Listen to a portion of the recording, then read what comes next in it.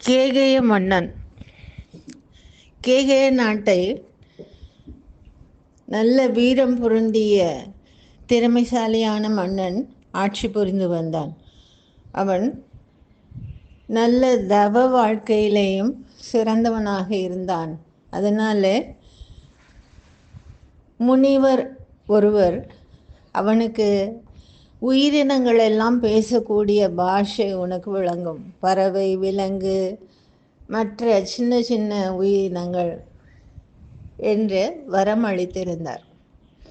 ஆனால் அது என்ன பேசுகின்றது என்பதை மற்றவருக்கு கூறினால் உன்னுடைய தலை சுக்குநூறாக வெடித்து இறந்து விடுவாய் என்று சொல்லியிருந்தார். மன்னன் ஒரு நாள் கைகேயினுடைய தாய் கேகய நாட்டு மன்னனுடைய பட்டத்தரசி, அவளோடு அந்தப்புறத்தில் இருக்கிறான்.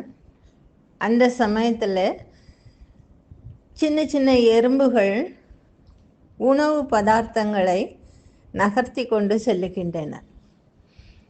அவற்றிடத்தில் இன்னொரு எறும்பு வந்து, ரொம்பவும் பசியாக இருக்கிறது, நீங்கள் கொண்டு செல்லுகின்ற உணவு வகைகளை கொடுத்து உதவுங்கள் என்று கேட்கின்றது.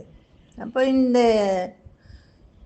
எறும்பு எல்லாம் சொல்லுது, இல்லை, நாங்கள்லாம் கீழ் ஜாதியை சேர்ந்தவர்கள், நீ ரொம்ப உயர்ந்த ஜாதியை சேர்ந்தவர், எங்கள் இடத்துல இருந்து வாங்கி நீ சாப்பிடக்கூடாது என்று சொல்லுகின்றது. நாங்கள் கொடுக்க முடியாது, கொடுக்கவும் கூடாது என்று சொல்லுகின்றது. மன்னனுக்கு சிரிப்பாக வந்து விடுகின்றது. வாய்விட்டு சிரித்து விடுகின்றான். இந்த கேடுகட்ட மனிதர்கள் மத்தியிலே தான் ஜாதி பாகுபாடு என்றால் எறும்பினங்கள் கூட அப்படி சொல்லுகின்றனவே என்று யோசிக்கின்றான். தேனிலேயும் ராணி தேனி இருக்கிறது. அதற்கு வேலை செய்யக்கூடிய பணியாட்களாக வேலை செய்யும் தேனீக்கள் இருக்கின்றன.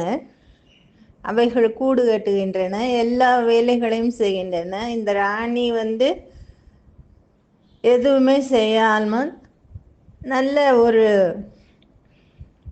எல்லாவற்றையும் அடக்கி ஆளக்கூடிய ஆளுமை தன்மை உடையதாக மட்டுமே இருக்கின்றது.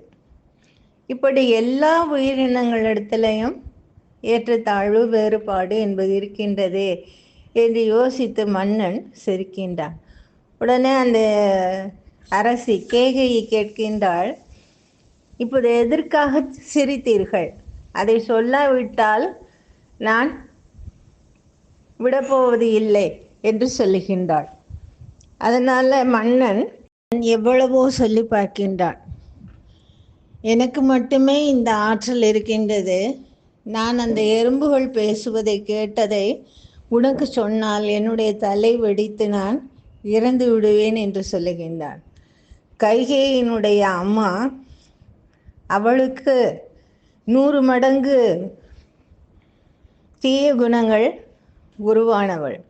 நீ செத்தால் பரவாயில்லை, எனக்கு எதற்காக நீ சிரித்தாய் என்பது தெரிய வேண்டும் என்று ஒரே பிடிவாதமாக இருக்கின்றாள். அப்போ அரசன் வேறு வழி இல்லை, காசியில் இறந்தால் முக்தி, அதனால் நான் காசிக்கு போன பின்னாலே உனக்கு அந்த விஷயத்தை சொல்லுகின்றேன் என்று சொல்லுகின்றான். அப்போது ராணியும் சம்மதிக்கின்றாள். 2 பேரும் காசிக்கு செல்லுகின்றார்கள். அங்கே போகும் வழியிலே ஒரு ஆட்டுக்குட்டி பேசுவதை மன்னன் கேட்கின்றான். பெண் ஆடு அந்த பாழும் கிணற்றுக்குள்ளே பச்சை பசேல் என அழகாக வளர்ந்திருக்கின்ற புல் எனக்கு வேண்டும், எனக்கு மிகவும் பிடித்தமான உணவு என்று கேட்கின்றது. ஆண் ஆடு சொல்லுகின்றது, அறிவிருக்கின்றதா? பாழும் கிணற்றுக்குள்ளே நான் குதித்து உனக்காக அந்த புல்லை பறிக்க முயற்சி எடுத்தால் கைகால் ஒடியும், அல்லது வேறு என்னமாவது விபரீதம் நடக்கலாம், அதெல்லாம் முடியாது என்று சொல்லுகின்றது. அந்த பெண் ஆடு ஒரே பிடிவாதமாக, இல்லை என்ன நடந்தாலும் பரவாயில்லை, எனக்கு அந்த புல்லு தான் வேண்டும் என்று கேட்கின்றது. அப்போ அந்த ஆட்டுக்கு கோபம் வந்து விடுகின்றது. நல்ல நைய புடைத்து அடித்து விரட்டி ஓட்டுகின்றது. என்னுடைய உயிரை காட்டிலும் உனக்கு அந்த புல்லை தின்பதுதான் உயர்வாக போய்விட்டது போலும் என்று அதட்டி அடியும் கொடுக்கின்றது. அதை பார்த்த உடனே ராஜாவுக்கு ஒரு யோசனை. காசிக்கு போய் சேருகின்றார்கள். அங்கே போன உடனே கங்கையிலே நீராடி விட்டு வெளியே வந்த ராஜா ராணியை நல்ல அடி அடி அடி அடி என்று அடித்து, என்னுடைய உயிரை காட்டிலும் உனக்கு அந்த அற்பமான சிறு உயிரினம் எறும்புகள் பேசிக்கொண்ட விஷயத்தை தெரிந்து கொள்வது அவ்வளவு முக்கியமா என்று மிரட்டுகின்றான். கேகய நாட்டு மன்னன் ஒரு பொழுதும் கை நீட்டி அடித்தது இல்லை, கோபமாக அதிர்ந்து பேசியது இல்லை.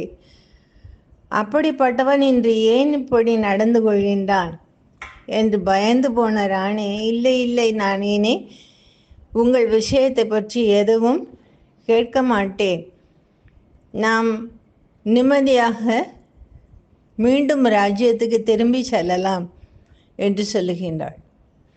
அப்படி இந்த கதையில் நமக்கு தெரிவிக்கப்படுகின்ற விஷயம் என்னவென்றால்,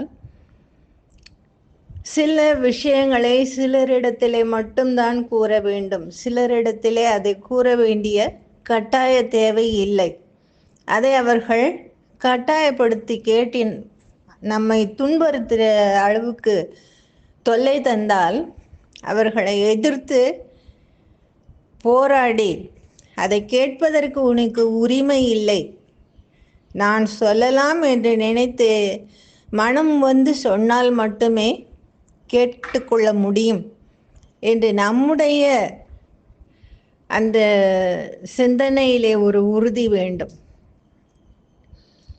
பாரதியார் இதைத்தான் சொன்னார், சிந்தை தெளிவாக இருக்க வேண்டும், வாக்கிலே இனிமை வேண்டும், நாம் சொல்லக்கூடிய சொற்கள் எல்லாம் வாக்தேவியாக இருக்கின்ற சரஸ்வதியின் அருளால் உண்மையாக மற்றவர்களுக்கு நன்மை பயக்கும் சொற்களாக மட்டும் இருக்க வேண்டும். இதைத்தான் இந்த கதையும் நமக்கு சொல்லுகின்றது. உண்மையை சொல்ல வேண்டும், அதற்காக எல்லா உண்மைகளையும் சொல்லுவதும் பல நேரங்களில் விபரீத விளைவுகளை கொண்டு வந்து சேர்க்கும். அதனால இனிமையாகவும் ஒன்றை சொல்ல வேண்டும் என்ற 2 விஷயங்களையும் இந்த கேகய நாட்டு மன்னனும் அரசியும் நடந்து கொண்ட விதத்திலிருந்து நாம் தெரிந்து கொள்கின்றோம். நன்றி, வணக்கம்.